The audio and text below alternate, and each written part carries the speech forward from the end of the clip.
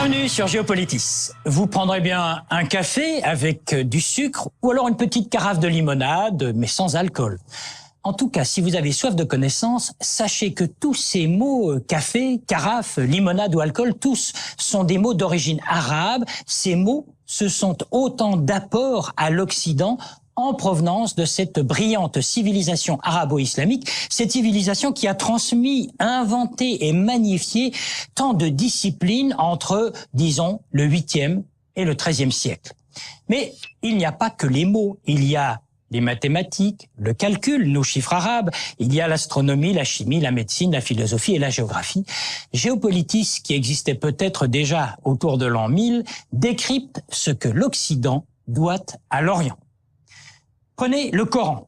750 versets, soit à peu près un huitième du livre saint, exhortent les croyants à étudier la nature et, je cite, à faire de l'acquisition du savoir un élément de la vie de la communauté. Mahomet, le prophète Mahomet, a vécu, on le sait, de 610 à 632.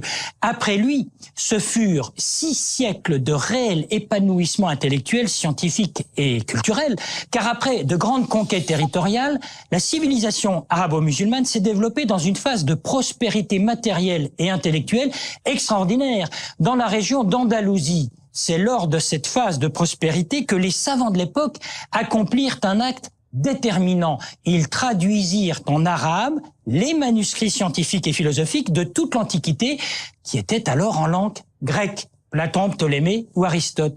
Ce fut aussi le cas à Cordoue, alors l'émirat de Cordoue, l'un des plus grands foyers de transmission à l'Occident de la pensée gréco-arabe avec un retentissement culturel qui est resté dans l'histoire. C'est à Cordoue, par exemple, lors d'une mission secrète, qu'un certain Gerbert d'Aurillac, un moine, a découvert l'origine de la numérotation de 1 à 9. C'était en l'an 999. Cordoue était alors en rivalité avec le Caire où déjà s'était créée une formidable bibliothèque, 1 600 000 volumes ou chapitres, comme on disait à l'époque, ce qui démontrait la passion de la civilisation pour le livre et pour la traduction du texte ancien. Et si l'on va vers l'Est, vers Bagdad, on apprend qu'à l'époque, des bibliothèques publiques, on en comptait alors une bonne centaine dans la ville. Bagdad, le califat de Bagdad, où les califes faisaient figure, disons, de despotes éclairés. C'était le temps des 1001 nuits. Alors, asseyez-vous sur le sofa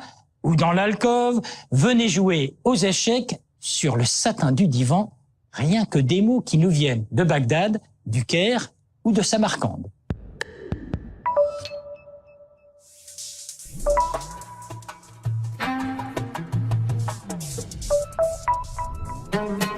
C'est l'un des principaux apports de la civilisation arabe, le papier. En 712, les Arabes conquièrent Samarcande, ville de l'actuel Ouzbékistan, en Asie centrale.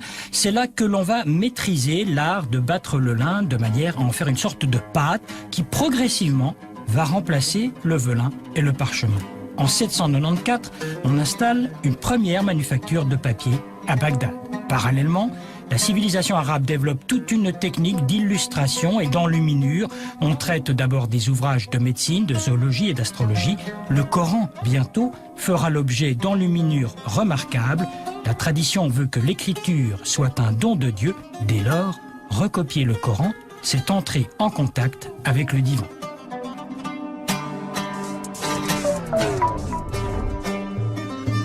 Au Moyen-Âge, les vrais pionniers de la recherche médicale, ce sont les Arabes.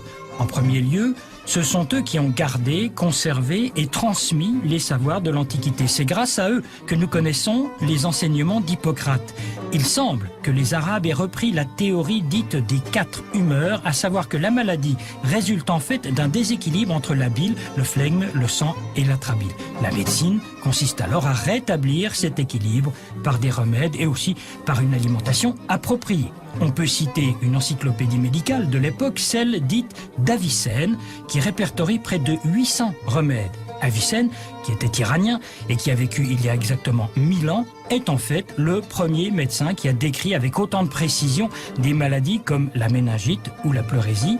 Et c'est aux contemporains d'Avicenne que l'on doit la description de la circulation sanguine pulmonaire et l'opération de la cataracte. C'était déjà l'une de ses spécialités.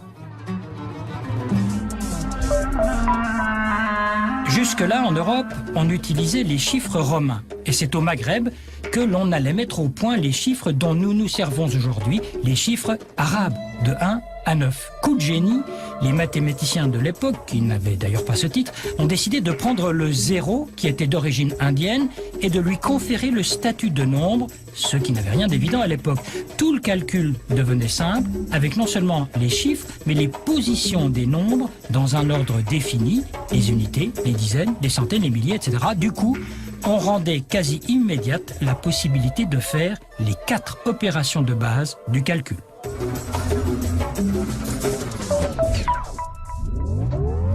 Un certain Al-Jazari, à ne pas confondre avec Al Jazeera, avait construit une monumentale horloge où des cercles représentaient le mouvement du zodiaque, du soleil et de la lune.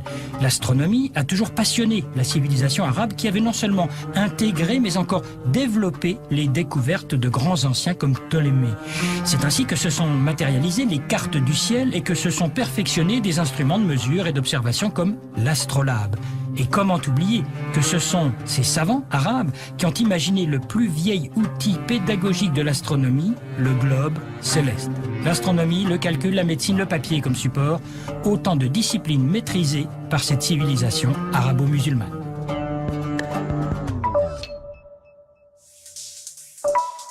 Encore une information, dans le reportage, on parlait d'Avicenne, le grand médecin, qui était aussi philosophe d'ailleurs.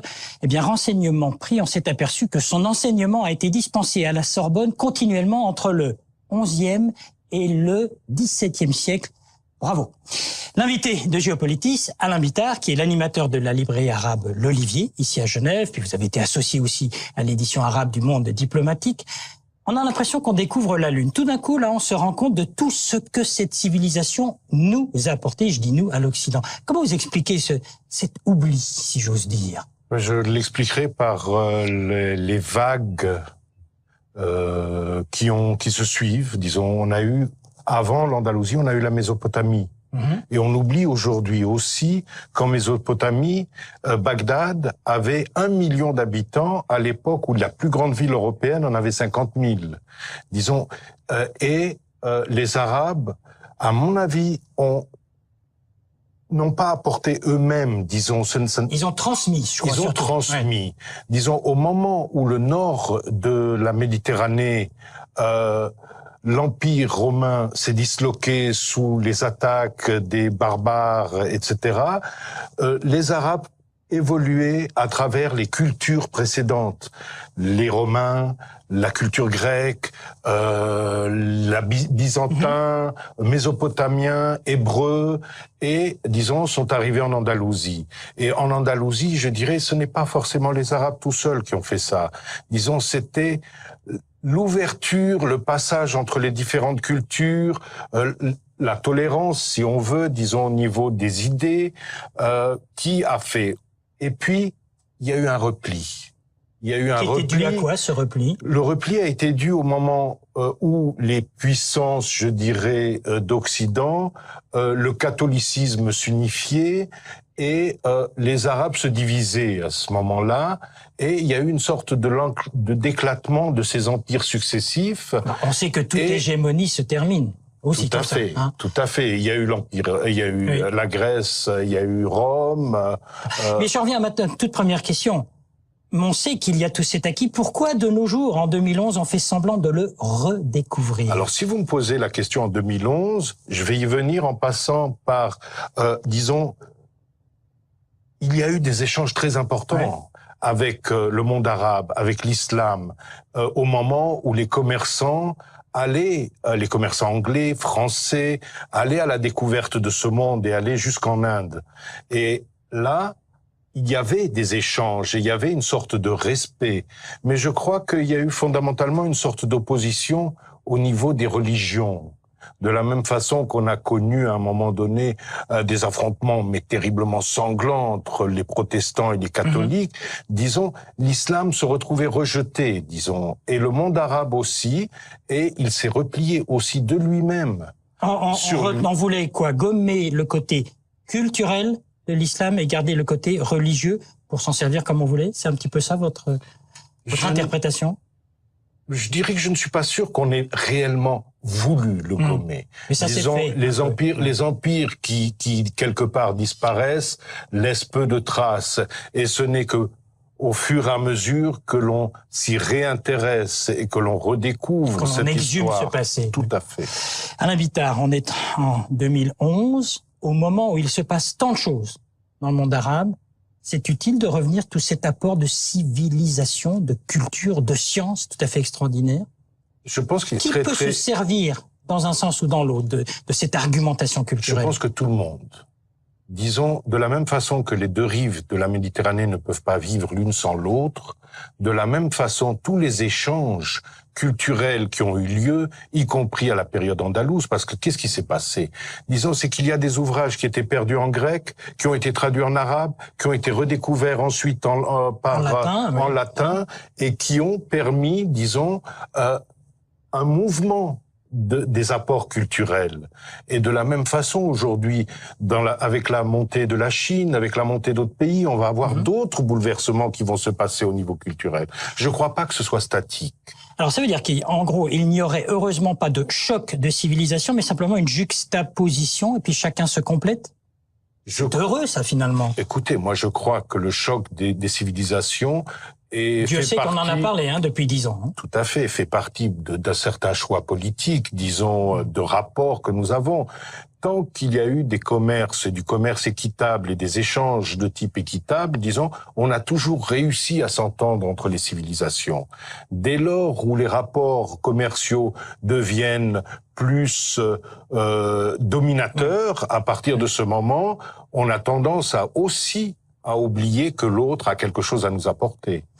Je pense que la colonisation, par exemple, a aidé, a contribué à faire oublier l'apport des Arabes à gommer, tout à fait. Parce que, par exemple, à l'époque... Tout d'un coup, il y avait une sorte de civilisation qui était supérieure. Non, je veux dire, à l'époque de Napoléon, Napoléon a été en Égypte, il a amené tous ses scientifiques, il a été voir ce qui se passait là-bas, il a même réussi à faire, à son arrivée, un éloge de Mahomet en disant que les Français qui venaient étaient encore plus croyants que les Mamelouks. Donc, il y avait des échanges, il y avait des intérêts, etc. Aujourd'hui, je dirais qu'on est beaucoup plus dans un processus de domination, et malheureusement, le monde arabe s'est énormément replié sur lui-même. Il a, disons, vécu toute la période ottomane. Au sortir de la période ottomane, il a été divisé au cordeau entre les Anglais et les Français. Aujourd'hui, je dirais qu'on est toujours dans le même cours de l'histoire, où on assiste à une évolution qui va amener d'autres transformations probablement très importantes. C'est ce qui a lieu aussi en ce moment, en cette année 2011. Devoir de mémoire, c'est important de se rappeler et de se redire ce que les civilisations nous ont apporté. Je pense, et il est surtout très important de ne pas imaginer qu'une civilisation peut perdurer sans l'échange et sans l'apport des autres. Merci Alain Bittard de toutes ces précisions. Je rappelle que vous êtes l'animateur ici à Genève de la librairie arabe L'Olivier. Merci à vous. Merci beaucoup.